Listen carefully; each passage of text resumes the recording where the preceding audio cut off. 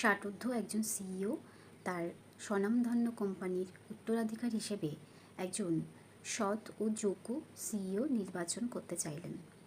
যেহেতু তিনি নিঃসন্তান ছিলেন, তাই তার কর্মচারীদের মধ্যে থেকে তিনি পরবর্তী সিইও নির্বাচন করতে চাইলেন।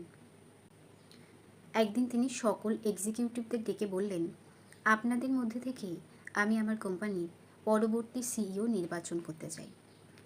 তার কথা শুনে সকলেই তো হতবাক হয়ে গেলেন, সঙ্গে ভীষণ খুশিও হলেন। সিইও হবার স্বপ্নে তাদের সকলেরই মন উৎফুল্ল হয়ে উঠল। তারপর তিনি বললেন, আমি আপনাদের সকলকে একটি করে বীজ দেব। এই বীজ আপনারা বাড়ি গিয়ে টবে রোপণ করবেন, জল দেবেন, যত্ন নেবেন। ঠিক 1 বছর পরে এই বীজ থেকে জন্মানো গাছ আমার কাছে নিয়ে আসবেন। তারপরে আমি সেই গাছ দেখে বিচার করব আমার কোম্পানির পরবর্তী সিইও আপনাদের মধ্যে থেকে কে হবেন। সেখানে সুশীল নামে একটি ছেলে ছিল। সেও আর সবার মতো বীজ নিয়ে বাড়িতে ফিরল। বাড়িতে ফেরার পর তার স্ত্রী তাকে টব, মাটি, সার ইত্যাদি আর যে সমস্ত সরঞ্জাম লাগে বীজ রোপণ করতে সেগুলো সব জোগাড় করে দিল। তারপর তারা দুজন মিলে ওই টবে ওই বীজ রোপণ করলো। এরপর থেকে তারা নিয়ম করে ওই টবে জল দিতে লাগলো আর যা যা লাগে সব কিছু দিতে লাগলো। সপ্তাহ দিনের পরে সুশীল অফিসে গিয়ে শুনল তার কলিগদের সবারই খুব সুন্দর চারা গাছ বেরিয়েছে, কিন্তু সুশীল বাড়ি এসে দেখল তার বীজ থেকে তখনও পর্যন্ত কোনো চারা গাছ বেরোয়নি। সে তো খুব আপসেট হয়ে পড়ল এটা দেখে। এইভাবে সপ্তাহের পর সপ্তাহ কেটে যেতে লাগলো। সে তখন ভাবল, আমি বোধহয় রোপণের সময় আমার বীজটি নষ্ট করে ফেলেছি, নইলে আমার সব কলিগদের সুন্দর চারা গাছ বেরিয়েছে, আমার কেন বেরোলো না? তবে এই কথা সে অফিসে কারোর সঙ্গেই জানালো না। সে তার সহকর্মীদের সাথে লজ্জায় কোনো কথাও বলল না।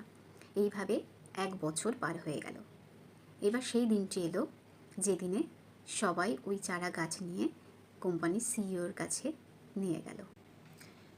কিন্তু সুশীলের টবে তো কোনো চারা গাছই বেরোয়নি, তাই সে লজ্জায় কোনোভাবেই অফিসে যেতে চাইল না।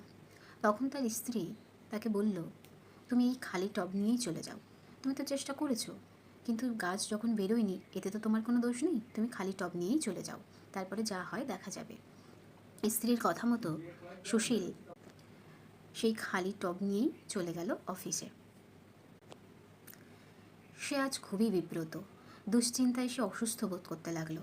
তার চারিপাশে তার কলিগদের টবে সুন্দর সুন্দর চারা গাছ, কিছু কিছু গাছ ফল ফুলে ভর্তি। সে এসব দেখে আরও অসুস্থ বোধ করতে লাগলো। সুশীল তার টবটি মাটিতে রেখে এক কোনায় গিয়ে চুপচাপ বসে থাকলো। তার কলিগরা তাকে দেখে হাসাহাসি করতে লাগলো। এমন সময় ওই কোম্পানির সিইও তাদের সামনে এসে উপস্থিত হলেন। তিনি সবার দিকে দেখলেন এবং সবার গাছও দেখলেন। দেখার পরে হঠাৎ তার নজর পড়ল কোনায় বসে থাকা সুশীলের উপরে। তিনি তখন সবাইকে বসতে বললেন, বলে সুশীলকে বললেন, তুমি দাঁড়াও। সুশীল তো সংকোচের সাথে উঠে দাঁড়ালো। সে ভাবলো আজকে নির্ঘাত সে তার চাকরি হারাবে। কিন্তু সবাইকে অবাক করে দিয়ে কোম্পানির সিইও বললেন, তোমরা এই ব্যক্তিকে খুব ভালোভাবে দেখে রাখো, এই হলেন আমার কোম্পানির পরবর্তী সিইও। সবাই তো তখন অবাক হয়ে গেলেন যে আমরা এত সুন্দর সুন্দর গাছ নিয়ে এসেছি, আমাদের গাছে এত ফল ফুল হয়েছে, কিন্তু আমরা কেউ সিইও হতে পারলাম না। আর যে ছেলেটা টবে কোনো গাছই জন্মালো না, সে কী করে সিইও হতে পারে? তখন ওই কোম্পানির সিইও বললেন, ধৈর্য ধরো, আমি তোমাদের সবার কৌতূহলই নিবারণ করব। এখান থেকে ঠিক 1 বছর আগে আমি তোমাদের সবাইকে একটি করে বীজ দিয়েছিলাম, কিন্তু সেই বীজটি ছিল সিদ্ধ করা বীজ। সিদ্ধ করা বীজ থেকে কখনোই কোনো চারা গাছ জন্মাতেই পারে না। তাই ওই বীজ থেকে কোনো চারা অঙ্কুরিত হতে না দেখে তোমরা হতাশ হয়ে আমার দেওয়া বীজটি ফেলে দিয়েছো, দিয়ে তোমাদের নিজেদের মতো বীজ জোগাড় করে তোমরা চারা গাছের জন্ম দিয়েছো। কিন্তু ওই একটি মাত্র ছেলে আমার দেওয়া বীজটি সৎভাবে রোপণ করেছে এবং চারা অঙ্কুরিত না হয় সে সততার সঙ্গে সেই খালি টবটি এনে আমাকে দেখিয়েছে। তোমাদের মধ্যে কেউ সেটা করনি। তাই আমি সুশীল বলে ওই ছেলেটাকেই আমার কোম্পানির পরবর্তী সিইও নির্বাচন করলাম। এই গল্প থেকে আমরা একটা শিক্ষা পেলাম যে সৎভাবে কাজ করলে হয়তো সাময়িকভাবে আমাদের মনে হতে পারে যে আমরা বোধহয় ব্যর্থ হয়ে গেলাম, কিন্তু তা একদমই নয়।